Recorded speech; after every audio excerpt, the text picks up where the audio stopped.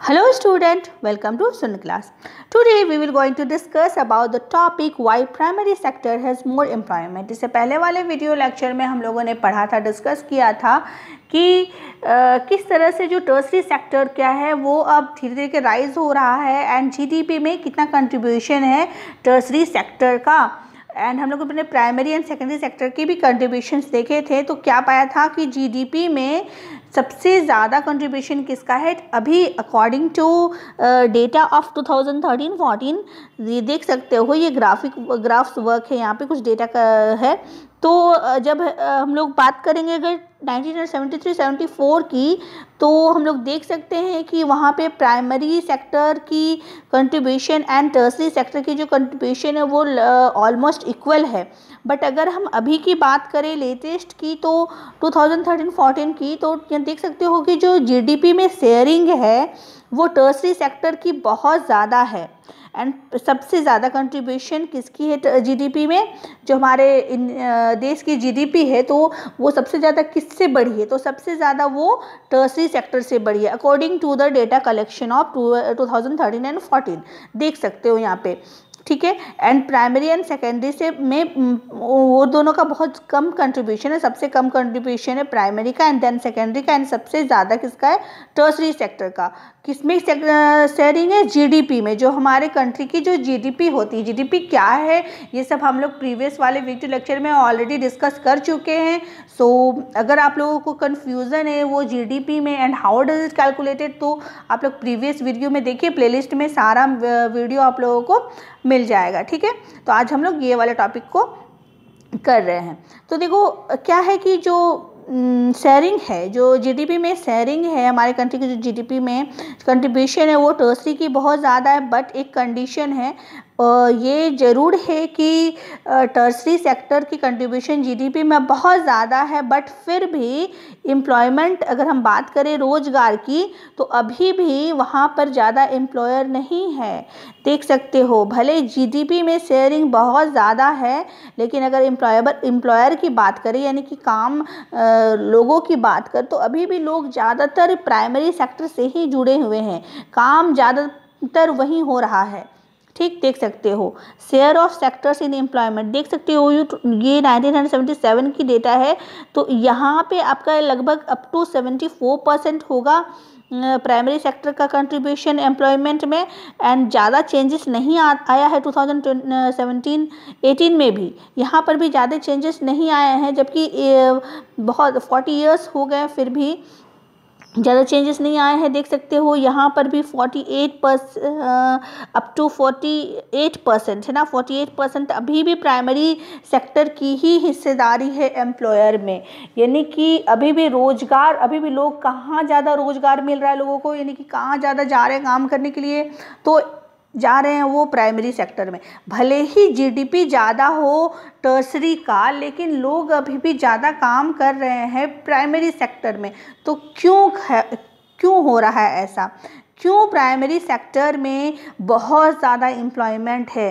क्या इसका रीज़न ये है कि not enough job were created in secondary and tertiary sector? No, ऐसा कुछ भी नहीं है। ऐसा नहीं है कि सेकेंडरी और टर्सरी सेक्टर में जॉब नहीं होने की वजह से प्राइमरी सेक्टर में है। इसको ध्यान से सुनो, बहुत ज़्यादा इम्पॉर्टेंट वीडियो लेक्चर है ये ना सिर्फ आप लोगों को 10th में काम देगा, बल्कि हमेशा ये सारा कुछ जो इको में पढ़ते हो इकोनॉमिक्स में, ये आप लोगों को काम देगा, ठीक।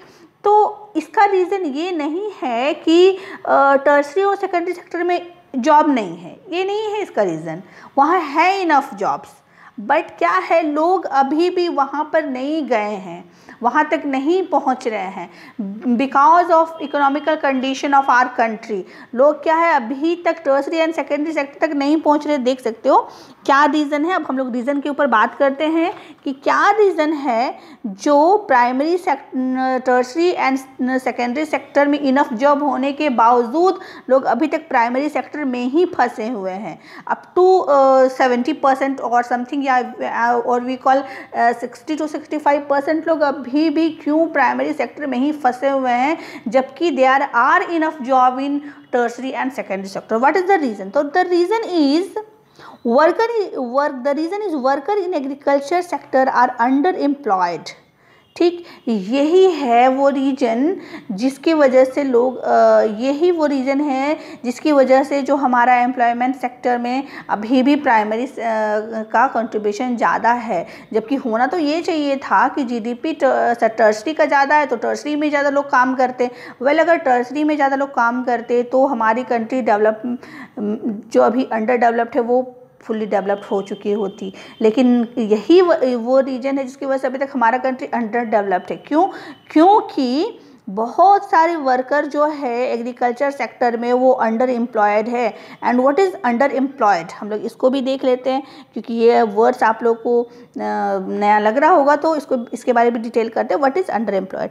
It is a situation under which people are apparently working but all of them are made to work less than their potential. देखो क्या होता है अंडर एम्प्लॉयड, मतलब कि आप लोग काम कर रहे हो, ठीक। अंडर एम्प्लॉयड मतलब आप लोग काम करते हो। रोज़गार में एम्प्लॉयमेंट में 3 टाइप का कंडीशन होता है, एक अंडर एम्प्लॉयड होता है, एक अनएम्प्लॉयड होता है, एक एम्प्लॉयमेंट होती है। एम्प्लॉयमेंट मतलब जो ऑलरेडी आप नौकरी कर रहे हो, ठीक। अनएम्प्लॉयमेंट मतलब जो पूरी तरह से बेरोज़गार है। और अंडर एम्प्लॉयमेंट मतलब क्या होता है कि रोज़गार तो है लेकिन कोई फ़ायदा के नहीं है, क्योंकि हम वो काम कर रहे हैं जो हमारे पोटेंशियल से भी कम है, यानी कि हम और ज़्यादा काम कर सकते थे but we are working less than our potential. इसको हम और अच्छी तरह से भी आने वाले एग्जाम्पल में समझेंगे। क्या है एग्जाम्पल? फॉर एग्जाम्पल देख लेते। To cultivate a field only 2 workers are required but the whole family of 5 peoples working as they have nowhere else to go for work. देखो गाँव विलेज एरिया में क्या होता है, तो विलेज एरिया में कभी कभी आप लोग देखे होंगे, ठीक है। चलो एग्जाम्पल देख लेते हैं हम लोग। एक स्मॉल फार्मर की एग्जाम्पल, ये आप लोग की बुक की एग्जाम्पल है, बुक में ये दिया हुआ है, ठीक। हम लोग एक एग्जाम्पल लेते हैं स्मॉल फार्मर का। एक खेत है जिसमें एक फार्मर की एक खेत है, ठीक है, फील्ड है। तो अब वहाँ पर क्या हो रहा है, वहाँ पे खेती की जा रही है। तो वहाँ पे क्या होंगे, जितने फैमिली मेम्बर्स है 5 हो 6 हो 7 हो, सब के सब वहाँ चले जाएंगे, उन लोग की ज़रूरत हो या ना हो, लेकिन वो लोग चले जाएंगे, ठीक है। देखो यहाँ पे देख सकते हो ऐसा सिचुएशंस कुछ होते हैं वहाँ पे सारे, क्योंकि उन लोगों को लग रहा है कि हम लोग अपने खेत में काम कर रहे हैं, ठीक। उन लोगों को ऐसा फील हो रहा है। जैसे कि फॉर एग्जांपल मान लीजिए लक्ष्मी का खेत है, तो लक्ष्मी क्या कर रही है, अपने खेत में ज्वार लगाई है, अरहर लगाई है, ठीक है, लेकिन उसके पास बहुत सारी फैसिलिटीज़ नहीं है। तो वो क्या करती है, वो सिर्फ रेन पे मतलब ये डिपेंड है इरिगेशन के लिए, ठीक है, क्योंकि वो गरीब किसान है। तो वो अपने खेत में बहुत सारी चीज़ को लगाने की उसकी इच्छा है, बट वो बेसिकली सिर्फ रेन पे डिपेंडेड है क्योंकि उसके पास बहुत सारी फैसिलिटीज़ नहीं है। और इसके अलावा और क्या बात हुआ कि उसके परिवार में जितने भी सदस्य हैं, जितने भी मेंबर्स हैं, वो सारे के सारे खेत में जाते हैं, खेत में काम करते हैं। तो वो काम करते चाहे नहीं करते हैं वो मैटर नहीं करता, वो छोटे छोटे काम करते हैं। बात का मतलब एक ही वर्क में, जैसे कि कोई बीज बो रहा तो 4 लोग ही उसमें बीज बोने में लग गए, कोई घास फूस उठा के लेके जा रहा है तो 4 लोग उसमें कर रहे हैं, भले ही वहाँ ज़रूरत ना हो बट वो लोग कर रहे हैं वो काम। तो वैसे वाले काम को जहाँ पे ज़रूरत नहीं है, मतलब people are apparently working but all of them are made to work less than their potential, यानी कि वो दूसरे काम को कर सकते थे लेकिन उन लोगों के दिमाग में क्या है कि हम काम कर रहे हैं, लेकिन वो काम की ज़रूरत ही नहीं थी वहाँ पर, बट वो लोग काम कर रहे हैं। तो ऐसे ही सिचुएशन को हम लोग अंडर एम्प्लॉयमेंट बोलते हैं या डिस्गाइज्ड एम्प्लॉयमेंट भी बोलते हैं। This type of situation is called under employment. देखो, this kind of under employment is hidden in contest to someone who does not have a job and is clearly visible as employment, ठीक। तो देखो क्या होता है कि ऐसे में सिचुएशन, ये जो अनएम्प्लॉयड की सिचुएशन है उससे ज़्यादा खतरनाक सिचुएशन ये वाली है।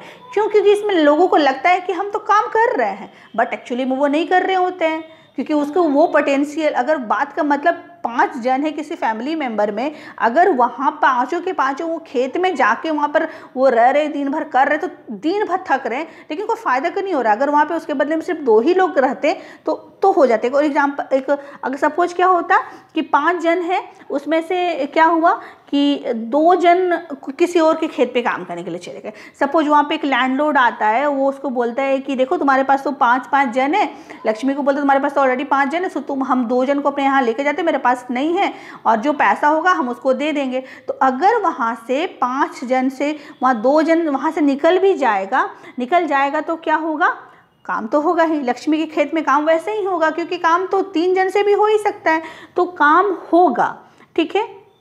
और साथ ही फ़ायदा क्या होगा कि लक्ष्मी की फैमिली को अब एक्स्ट्रा इनकम भी मिल जाएगा मजदूरी के तौर पे, क्योंकि वो सेठ उसको एक्स्ट्रा पैसा देगा उसका काम करने का। तो यहाँ पे फ़ायदा क्या हुआ, यहाँ पे वो 5 जन का काम, 5 जन जो काम कर रहे थे उसको 3 लोग आराम से कर लिए, और बाकी के 2 लोग भी एक्स्ट्रा पैसे लेकर के आ गए, ठीक। तो यही वाला सिचुएशन हो जाता है। तो इस तरह से क्या है, ये जो सिचुएशन अभी मैंने लक्ष्मी का बताया, तो यही सिचुएशन है। बहुत सारे फार्मर हैं इंडिया में, lakh of farmer, there are lakhs of farmer like Lakshmi in India. वो लोग क्या कर रहे हैं, वो लोग यही अंडर एम्प्लॉयमेंट कर रहे हैं, ठीक है। इसीलिए हम लोग एम्प्लॉयमेंट वाला GDP, एम्प्लॉयमेंट वाले परसेंटेज को इतना ज़्यादा देख रहे हैं, क्योंकि बहुत सारे लाख ऑफ फार्मर है जो लोग के पास कुछ काम नहीं है, लेकिन वो लोग को लगता है कि हम लोग काम कर रहे हैं, और वो लोग एक ही जगह पे क्या है, टिके हुए हैं। और अगर वो उस जगह से उठ के दूसरे जगह चल जाते हैं तो क्या होता, तो ओब्वियसली फ़ायदा हो जाता, हमारे सेकेंडरी टर्सरी सेक्टर की भी एम्प्लॉयमेंट बढ़ जाती। लेकिन एक कंडीशन है ना, ऐसा नहीं है कि हम लोग अपनी इच्छा से वहाँ पर टिके हुए हैं। ऐसा है कि कभी कभी ये लोगों को काम नहीं मिलता है, क्या करेंगे लोग। अब देखो, जैसे मैंने अभी बताया कि कोई सेठ आता है, उसको कोई लैंडलॉर्ड आता है, उसको उन लोग उसमें से 2 जन को लेके चला जाता, ठीक। अगर सपोज वो आया ही नहीं तो क्या करेगा 5 लोग, वो तो वही ना करेगा, वही खेत में फंसा हुआ रहेगा, वहीं पे काम करेगा। तो यहाँ पे सिचुएशन है, ये नहीं कि वो लोग अपनी इच्छा से कर रहे हैं इस तरह से, वहाँ सिचुएशन है कि वो लोगों को काम प्रोवाइड करवाया जाना, ये सिचुएशन है। अगर जब तक के वो लोग को काम प्रोवाइड नहीं करवाया जाएगा तो ऑब्वियस सी बात है ना कि घर में क्यों बैठेंगे, जाके अपने खेत में ही कुछ ना कुछ कर देंगे। यही दिमाग में सबका चलता, भाई घर में क्यों बैठना, जाके खेत में ही कुछ अच्छा कुछ ना कर लें, तो यही हो जाता है। तो जब तक कि वो लोग को काम प्रोवाइड नहीं करवाया जाएगा वो लोग नहीं जाएंगे यहाँ वहाँ। तो सिचुएशन यही। और ये जो चीज़ है अंडर एम्प्लॉयमेंट, ये सिर्फ प्राइमरी में नहीं होती है और दूसरे सेक्टर्स में भी ऑब्वियसली थोड़ी थोड़ी होती है। जैसे कि देख सकते हो आप लोग कि जो पेंटर्स होते हैं या प्लम्बर्स होते हैं या जो राजमिस्त्री होते हैं, जो मतलब घर वर बनाते हैं, तो वो लोग के पास काम है, लेकिन वो लोग सालों भर काम नहीं करते हैं, ये लोग कुछ कुछ सीजन्स में काम करते हैं, ठीक। और इसके अलावा जैसे वो वेंडर्स होते हैं, यानी कि जो कोई ठेला गाड़ी लगाए, कोई सब्जी वगैरह लगाया गया, ये लोग भी दिन भर बैठे रह जाते हैं, लेकिन कुछ ज़्यादा नहीं कमा सकते हैं, लोग को बहुत थोड़ा अर्निंग होता है। तो इस तरह से ये सब अंडर एम्प्लॉयमेंट में आ रही है कि यानी कि काम तो मतलब बहुत कर रहे हैं, यानी कि मतलब काम जो है वो कभी कभी क्या होता है, काम जो है पोटेंशियल से कम हो रहा है और कभी कभी काम ज़्यादा हो रहा बट अर्निंग नहीं हो रहा है। तो ये सारा सिचुएशंस जो है वो किस में आते हैं, वो अंडर एम्प्लॉयमेंट में आते हैं। तो इसी वजह से यही रीज़न है कि हमारा जो परसेंटेज है वो एम्प्लॉयमेंट, वो क्या है, एम्प्लॉयमेंट का जो परसेंटेज है वो प्राइमरी में ज़्यादा है, क्योंकि लोगों को अभी तक सेकेंडरी और टर्सरी में प्रॉपर काम प्रोवाइड नहीं करवाया जा रहा है। या तो वो एलिजिबल नहीं है उस काम के लिए, पर्टिकुलर काम के लिए, या फिर वो अभी तक अपने जो बैकग्राउंड है, विलेज बैकग्राउंड, रूरल बैकग्राउंड से बाहर ही नहीं आए। क्योंकि हम लोग जानते हैं इंडिया की 70% अभी तक पीपल्स जो है वो विलेज बैकग्राउंड से आते हैं, ठीक, रूरल बैकग्राउंड से। तो हो सकता है कि उन लोगों के पास इतना नॉलेज नहीं हो या फिर उन लोगों को प्रोवाइड ही नहीं कराया गया हो। देखते हो तुम लोग, आज बहुत सारे ऐसे तुम लोग देखे होंगे हम लोग की जो विलेजर्स होते हैं, तो उनका जो बेटा वगैरह होता है वो बोलता है हम खेत में काम नहीं करेंगे, वो कहीं बाहर चला जाता है काम करने के लिए। तो क्यों ऐसा होता है, क्योंकि मतलब प्रोवाइड नहीं करवाया जाता है ना। प्रॉब्लम यही है। द प्रॉब्लम इज दैट कि गवर्नमेंट उन्हें प्रोवाइड करवाया जाना चाहिए वर्क। अब लोगों को वर्क मिलेगा तो क्यों वो 5-5 लोग एक ही जगह पे काम करेंगे, ठीक है। तो यही वजह से ये जो सिचुएशन है ना अंडर एम्प्लॉयमेंट की, ये इसी वजह से आती है, बिकॉज जो हम लोगों को मतलब प्रोवाइड करवाया जाना है वो लोगों को, बट हम लोग नहीं करवा पा रहे, जो गवर्नमेंट है वो नहीं करवा पा रही है प्रोवाइड उस लेवल पर वर्क जिस लेवल पे करवाया जाना चाहिए। क्योंकि अभी भी हमारे टर्सरी एंड सेकेंडरी सेक्टर्स बहुत सारे खाली पड़े हुए हैं, ठीक। तो how to create more employment, कैसे अब हम ज़्यादा से ज़्यादा एम्प्लॉयमेंट क्रिएट करें, यानी कि ज़्यादा से ज़्यादा रोज़गार क्रिएट करें, ताकि क्या हो, ताकि जो इस परसेंटेज है वो शेयर हो। ऐसा नहीं जीडीपी क्योंकि तो ज़्यादा टर्सरी की जा रही है, तो एक हिसाब से देखा जाए तो काम भी ज़्यादा टर्सरी सेकेंडरी में ही करना चाहिए था, लेकिन वो नहीं हो पा रहा है। तो क्यों, किस तरह से हम लोग एम्प्लॉयमेंट ज़्यादा क्रिएट करें। ठीक, तो कुछ कुछ पॉइंट्स है यहाँ पे। सबसे पहला क्या है, डिस्ट्रीब्यूशन ऑफ जॉब्स, जॉब की डिस्ट्रीब्यूशन। अगर कोई मतलब जॉब को क्रिएट करना, उसे डिस्ट्रीब्यूट करना। जॉब को तभी तो हम डिस्ट्रीब्यूट करेंगे जब हम क्रिएट करेंगे, और तो जॉब कैसे क्रिएट होगा। तो government can help people by providing loans, transportation, making better rural road. देखो क्या होगा, गवर्नमेंट क्या कुछ कर सकती है, अभी हम लोग बताते हैं, डिस्कस करते हैं इसके ऊपर। गवर्नमेंट बहुत कुछ कर सकती है। गवर्नमेंट क्या कर सकती है, लोन प्रोवाइड कर सकती है। देखो अभी ये लोन से क्या होगा, देखो जो फार्मर्स होते हैं, जैसे कि अभी हम लोग लक्ष्मी का एग्जाम्पल देख रहे थे, तो मैंने बात किया कि वो टोटली किस पे डिपेंड है, इरिगेशन के लिए, रेन वाटर पे डिपेंडेड है। क्यों, क्योंकि वो मॉडर्न फार्मिंग टेक्निक को नहीं जानती है। ठीक है, वो नहीं जानती है कि ट्यूबवेल से अगर लगा लिया जाएगा तो भी हमारा फार्मिंग बहुत अच्छा हो जाएगा। वो नहीं जानती है कि अगर हम अगर क्या करेंगे, अगर हम जो HYB सीड्स होती है, अगर उससे हम ये करेंगे, मतलब उसको लगाएंगे तो हमारी जो फसल है वो बहुत ज़्यादा होगी। वो नहीं जानती है सब चीज़ों को, वो मॉडर्न फार्मिंग टेक्निक से वो अनजान है। तो गवर्नमेंट को क्या करना होगा, गवर्नमेंट को लोन प्रोवाइड कराने होंगे ताकि ये लोगों को प्रॉपर ट्रेनिंग मिले एंड ये लोग अपने फील्ड्स में ट्यूबवेल्स वगैरह लगा सके। अगर सपोज ऐसा होता, अगर ट्यूबवेल्स वगैरह लगा सकते तो वो क्या करेगी, वो देखो वहाँ पे कितना सारा एम्प्लॉयमेंट बढ़ जाएगा वहाँ पे। ठीक है, वहाँ पे अगर 1 हेक्टेयर गेहूँ लगाएगी, वीट लगाती, वीट का फसल अगर वहाँ लगाया जाएगा तो उसको लगाएगा अगर मॉडर्न फार्मिंग टेक्निक से, तो वो तो तुरंत से हो जाएगा, बहुत अच्छा प्रोडक्शन देगा। ठीक, तो फिर उसके बाद क्या, वो अदर काम को भी कर सकती है। ठीक है, क्योंकि मॉडर्न फार्मिंग टेक्निक से कर रही है, तो ऐसा नहीं कि उसको सालों भर उसी में लगा रहना, वो फिर कुछ अदर काम भी कर सकती है। अगर जैसे कि ट्रैक्टर्स का यूज़ है, अगर तुम हल, अगर हम लोग जैसे प्रॉपर ट्रेडिशनल तरीके से अगर हम लोग चलाएंगे तो बहुत टाइम लग जाएगा, बट ट्रैक्टर से या फिर कुछ और टेक्निक यूज़ करके करेंगे तो तुरंत हो जाएगा। कहने का मतलब है कि अगर हम लोग मॉडर्न फार्मिंग टेक्निक यूज़ करें तो वो काम जो वो बहुत दिन में होता है वो तुरंत हो जाएगा और आदमी भी कम लगेगा उसमें, राइट। तो इस तरह से जॉब्स बढ़ेंगे। ठीक है, इस तरह से जॉब्स बढ़ेंगे, यानी कि 2 जन खेत में कर रहे तो 3 जन फिर कहीं और में भी कर सकते हैं। एंड अगर ट्रांसपोर्टेशन क्यों, क्योंकि अगर जैसे कि फील्ड में आपके बहुत ज़्यादा फसल बढ़ गए तो उसको ट्रांसपोर्टेशन की सुविधा अगर गाँव में उपलब्ध करा दिया जाए, गाँव को दे दिया जाए, तो वो क्या कर सकते हैं, वो अपने प्रोडक्शन को मतलब बेच सकते हैं या फिर यहाँ से वहाँ लेके जा सकते हैं। ठीक है, या फिर रोड अगर बनाया जाए तो वहाँ पर भी बहुत लोगों को एम्प्लॉयमेंट मिल सकता है। ठीक, अगर इसी तरह से डैम वगैरह अगर बनाया जाए तो वहाँ पर भी, या फिर नहर खोदा जाए तो वहाँ पर भी बहुत सारे लोगों को क्या हो सकता है, एम्प्लॉयमेंट मिल सकता है। यानी कि अगर गांव में विकास का काम हो, डेवलपमेंट का काम हो रूरल एरिया में, तो जो विलेज जो 5 जन खेत में जाके पड़ा है वो लोग क्या करेगा, कोई डैम बनाने में चला जाएगा, कोई रोड बनाने में चला जाएगा, कोई कुछ में चला जाएगा। तो इस तरह से करके एम्प्लॉयमेंट बढ़ जाएगा, जॉब्स भी बढ़ जाएंगे, तो हर लोगों को क्या होगा, एम्प्लॉयमेंट मिलेगा। ठीक है, इसके बाद need to provide cheap agriculture credit so that farmer can use modern technique method of farming. तो अब क्या करना चाहिए, बैंक को कम इंटरेस्ट पे लोन देना चाहिए। ठीक है, चीप एग्रीकल्चर क्रेडिट यही होता है, यानी कि उसको कम इंटरेस्ट पे लोन दे, लोन प्रोवाइड करवाए। देखो क्योंकि वो लोग तो ऑब्वियसली रूरल पीपल है, गरीब लोग हैं, तो अगर हम लोग उनको ज़्यादा इंटरेस्ट में, ज़्यादा ब्याज में लोन देंगे तो वो लोग नहीं ले पाएंगे।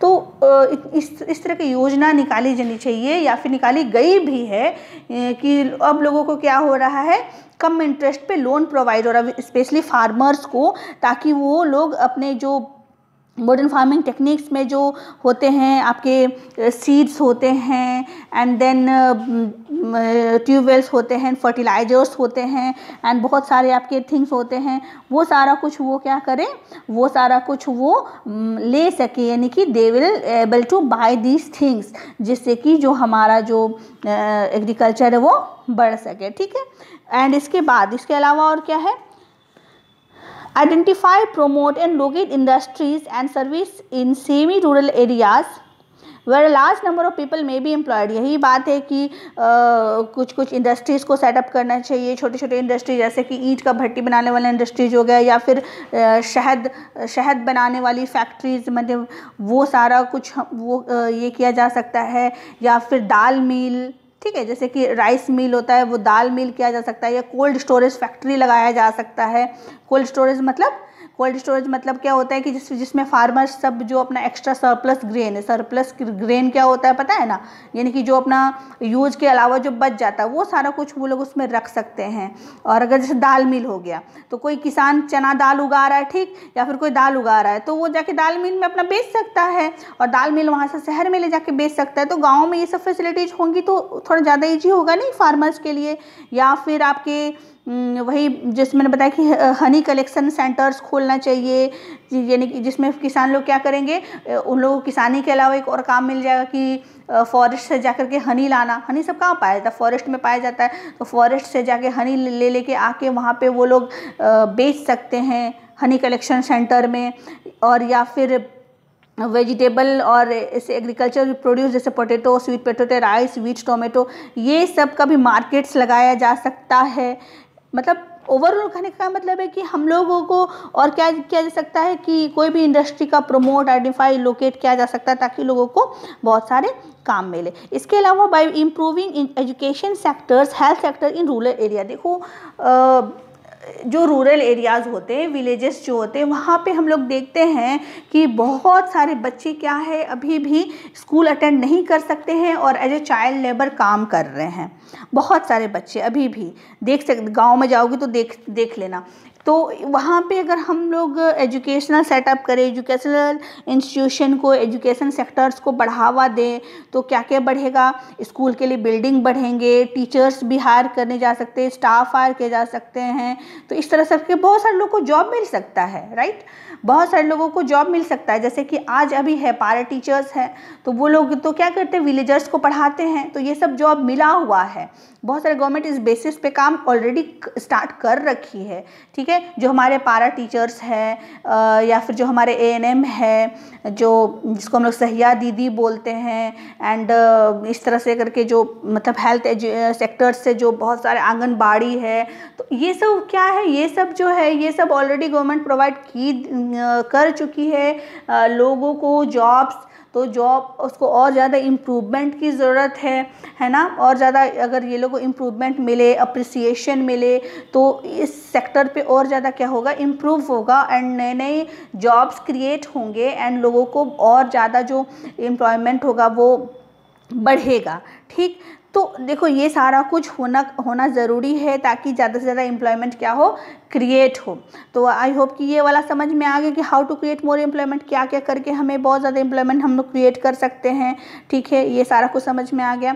तो देखो ये सब जो है ये लॉन्ग टर्म के लिए है, ये सब जो भी कुछ जैसे कि रोड वोड बन रहा है तो ये सब सारा कुछ लॉन्ग टर्म के लिए बनता है। स्कूल से अगर जब खुलेंगे तो ठीक है, खुलेंगे बहुत दिन, तो गवर्नमेंट क्या की और एक योजना लेकर के आई जिसको हम लोग क्या बोलते हैं, MG NREGA, Mahatma Gandhi national rural employment guarantee act. NREGA इसको सिंपली वे पे बोला जाता है, मनरेगा, ठीक, मनरेगा, पहले नरेगा था, अब इसको मनरेगा में कन्वर्ट कर दिया गया। तो मनरेगा ये क्या चीज़ है, ये अब हर विलेजेस में ये मनरेगा होता है, चलता है कि ये क्या चीज़ है, इसके बारे में हम लोग देख लेते हैं। ये गवर्नमेंट की ओर से फैसिलिटीज़ है जो रूरल एरिया में प्रोवाइड करवाई गई है, ठीक, मनरेगा। तो इसमें क्या होता है, जो सेंट्रल गवर्नमेंट है वो एक जो राइट टू वर्क, ये जो हमारा अधिकार है काम करने का, इसी को इम्प्लीमेंट करते हुए, यानी कि इसी को देखते हुए एक एक्ट लेकर के आई जिसको मनरेगा बोला जाता है। क्योंकि राइट टू वर्क ये हमारा काम करने का अधिकार है, हम लोग बेरोजगार नहीं बैठ सकते, ये हमारा हक है कि हम लोग काम करें, ठीक है। तो इसीलिए गवर्नमेंट इसी को देखते हुए, यही एक्ट को देखते हुए एक इम्प्लीमेंट की एक योजना जिसको हम लोग बोलते हैं मनरेगा, जो 2005 में आया था, ठीक है।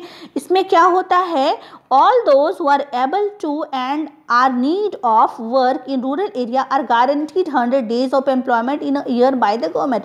मतलब कि वो लोग को जो लोगों को काम की ज़रूरत है, या जो लोग काम करने के लायक है, ठीक है, यानी कि मतलब अबव 18, क्योंकि उसके नीचे आपका फिर चाइल्ड लेबर हो जाएगा, तो वो नहीं करना है। एंड जो कैपेबल लोग हैं, ठीक, या जिन लोगों को ज़रूरत है, वो लोग क्या करेंगे, वो लोगों को सरकार 100 दिन के लिए गारंटी काम देगी, चाहे वो कोई भी सेक्टर में दे। सरकार की जिम्मेदारी है कि वो 1 साल में, एक पर्टिकुलर ईयर में वो क्या करे, 100 दिन के लिए वो लोगों को काम दे। 100 दिन मतलब 3.5 महीना, ठीक, तो उतना दिन के लिए काम दे, वो सरकार की जिम्मेदारी। चाहे आप कैसे भी करके दो, चाहे आप इंडस्ट्री सेटअप करो, चाहे आप रोड बनवाओ, चाहे आप डैम बनवाओ, चाहे आप ठेका पे कोई भी काम ले करके, तो ऐसे देखते हो ना। इसलिए आजकल क्या है, गांव में जैसे मनरेगा होता है, गांव में एक सेंटर होता है, तो वहाँ पे उन लोगों को ठेका में काम दे दिया जाता है कि हाँ ये रोड पक्का होगा, तो वहाँ पर बहुत सारे देखते हो कि विलेजर्स लोग काम करने के लिए चले जाते हैं। तो बस यही है वो चीज़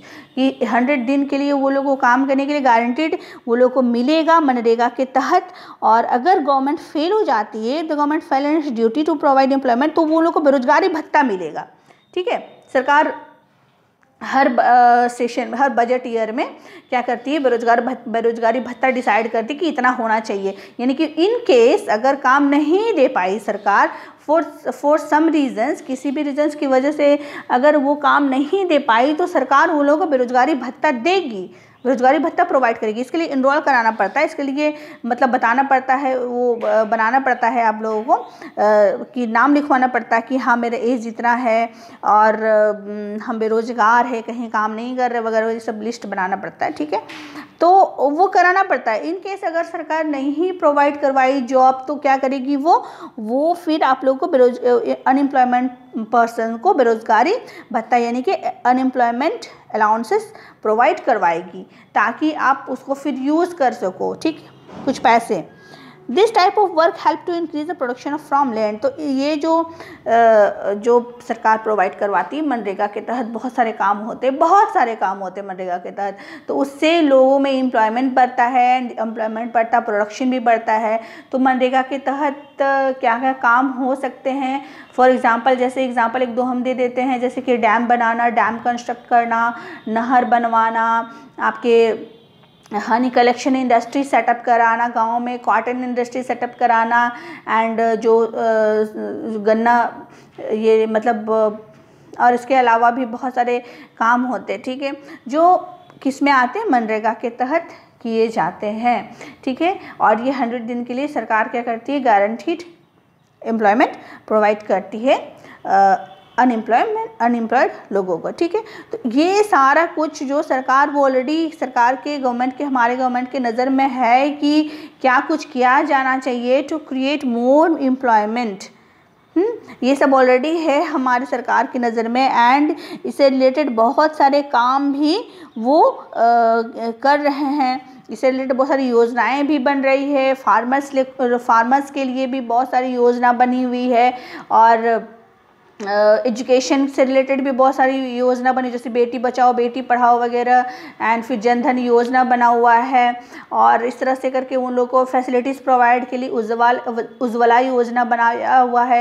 यानी कि कहने का मतलब गवर्नमेंट ऑलरेडी इस और मतलब वर्क कर रही है, बट वी हैव टू मतलब हम लोग को और ज़्यादा इसको क्या करना है, अप्रिसिएशन करना, और अप्रिसिएट करना है, एंड और ज़्यादा मतलब इसमें और ज़्यादा इसको क्या बोलते हैं, डेवलप करना है, ठीक, क्योंकि थोड़ा स्लो है ये प्रोसेस, बट हो रहा है। तो ठीक है, तो आई होप कि ये जो आज वाला वीडियो था ये आप लोगों को समझ में आ गया कि क्यों प्राइमरी सेक्टर में ज़्यादा एम्प्लॉयमेंट है।